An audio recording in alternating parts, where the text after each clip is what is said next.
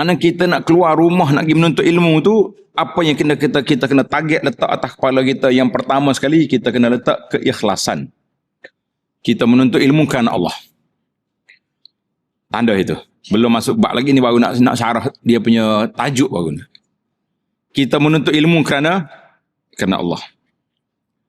Maka semua langkah tuan-tuan dan puan-puan kita keluar daripada rumah tadi, alhamdulillah kita sudah keluar, dikira berjihad pada jalan Allah.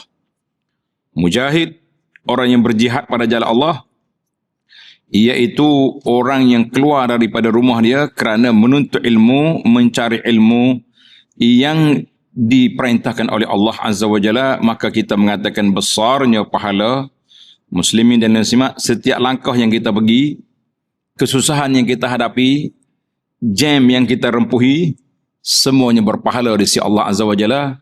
Kita dikira mujahid fi sabilillah. Alhamdulillah.